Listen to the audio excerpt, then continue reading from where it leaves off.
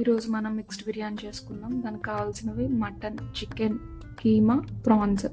First మనం తీసుకున్న మాంసాల్లో కారం, ఉప్పు, అల్లం వెల్లుల్లి పేస్ట్ వేసుకొని కలుపుకోవాలి. ఫస్ట్ ఇక్కడ నేను మటన్ చూపిస్తున్నాను, అలా అన్నీ వేసుకొని కలుపుకొని నీళ్ళు వేసుకొని కుక్కర్లో పెట్టుకోవాలి. నెక్స్ట్ ఇక్కడ నేను చూపించే చికెన్ చూపిస్తున్నాను.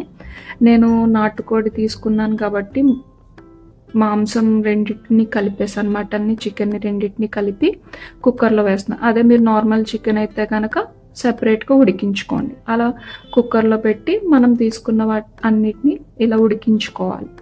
ఉడికించుకున్న తర్వాత మనం ఒక బాండీ లేదా ఉడికించుకున్న కుక్కర్లోనే మనం కొంచెం ఆయిల్ వేసుకొని ఉడకబెట్టినవన్నీ సెపరేట్గా ప్రాన్స్ ఫస్ట్ రొయ్యలు వేపుకోవాలి. రొయ్యలు వేపుకొని ఒక గోల్డెన్ బ్రౌన్ కలర్ వచ్చే వరకు, బాగా వేగే వరకు వాటిని బాగా వేపుకోవాలి. నేను చూపిస్తున్నట్టు ఆ రంగులో రావాలి. వేపుకున్న తర్వాత పక్కకు తీసుకున్న తర్వాత నెక్స్ట్ మనం చికెన్ కావాలితే చికెన్, మటన్ కావాలితే మటన్ వేసుకొని మీకు కావాల్సినట్టు మీది ఏది కావాలితే అది సెపరేట్గా వేరుగా వేపుకోవాలి నూనెలో వేసుకొని. అవన్నీ వేపుకున్న తర్వాత నేనైతే ముందు రొయ్యలు, తర్వాత చికెన్, తర్వాత మటన్, తర్వాత కీమా వేపుకున్నాను.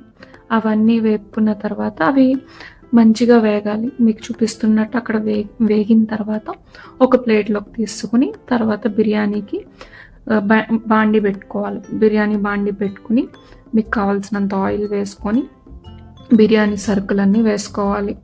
చెక్క, లవంగ మొగ్గ, పువ్వు అవన్నీ వేసుకొని వేపుకున్న తర్వాత ఆనియన్స్, పచ్చిమిర్చి, టొమాటోలు వేసుకొని వేపుకోవాలి. తర్వాత మనం అల్లం వెల్లుల్లి పేస్ట్ వేసుకొని వేపుకోవాలి. బాగా పచ్చివాసన పోయేంత వరకు మనం వేపుకుంటూ ఉన్న తర్వాత అవన్నీ బాగా వేగిన తర్వాత పచ్చివాసన పోయాక మనం వేపుకొని పెట్టుకున్న ఏదైతే మాంసం ఉందో అన్నీ కూడా కలిపి ఒకేసారి వేసుకొని వాటిని మళ్ళీ తిప్పుకోవాలి. తర్వాత అవి కొంచెం వేగిన తర్వాత కొత్తిమీర వేసుకొని తిప్పుకోవాలి. తర్వాత మనం ముందుగా నానబెట్టిన బియ్యం తీసుకొని వేసుకోవాలి.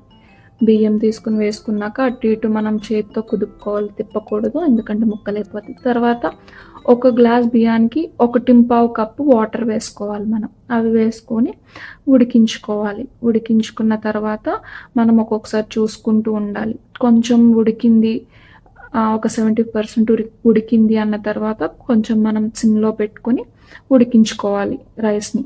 అదంతా అయిపోయాక కొంచెం పైన కొత్తిమీర అలానే పుదీనా వేసి గార్నిష్ చేసి తర్వాత మనం పైకి కిందకి కలుపుకున్న తర్వాత ప్లేట్లో పెట్టుకుని సర్వ్ చేసుకుని తింటే చాలా బాగుంటుంది. అండ్ దీనికి మీరు రైతా కూడా చేసుకుని తినొచ్చు.